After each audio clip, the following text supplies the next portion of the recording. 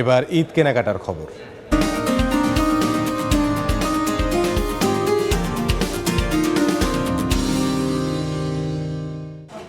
ঈদ উল ফিতর সামনে রেখে কেনাকাটায় ব্যস্ত রাজধানীবাসী। বিপণী বিতানগুলোতে বেড়েছে ভিড়। এই মুহূর্তে বসুন্ধরা সিটি শপিং কমপ্লেক্সে আছেন সহকর্মী জিন্নাত আরা যশোয়া। যাব তার কাছে।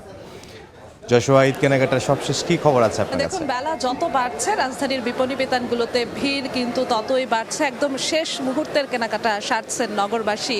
আপনারা জানেন যে কাল থেকেই বেশিরভাগ রাজধানীবাসী আসলে তারা নারীর টানে বাড়ি ফিরবেন, রাজধানী ছেড়ে যাবেন। সেজন্য যারা আগামীকাল থেকে আসলে ছুটিতে যাচ্ছেন সেই মানুষজন কিন্তু আজকে বেশি কেনাকাটা করছেন।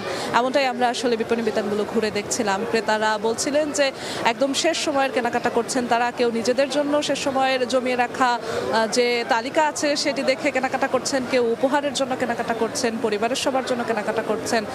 তবে সাধারণত যেমনটা হয় যে শেষ সময়ে পোশাক কেনার পালা চুকিয়ে ক্রেতারা সাধারণত যান জুতার দোকানে, প্রসাধনী কিংবা জুয়েলারির দোকানে। তবে শেষ সময় আসলে পোশাকের দোকানেও কিন্তু ভিড় লক্ষ্য করা যাচ্ছে বেশ উল্লেখযোগ্যভাবে। জুতার দোকানে যেমন ভিড় রয়েছে তেমনই রয়েছে পোশাকের দোকানগুলোতেই।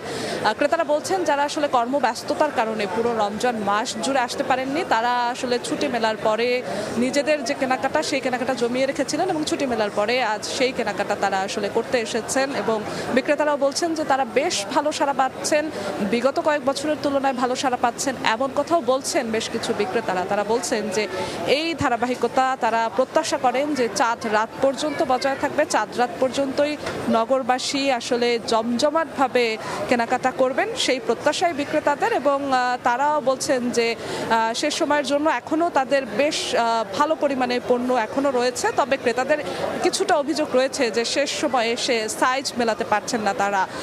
পোশাকের সঙ্গে পছন্দসই জুতা মেলাতে গেলে সেই জুতার ক্ষেত্রে তারা সাইজ পাচ্ছেন না, কিংবা নিজের পছন্দের পোশাকের ক্ষেত্রেই তারা সাইজ পাচ্ছেন না, এমনটাই তারা বলছিলেন।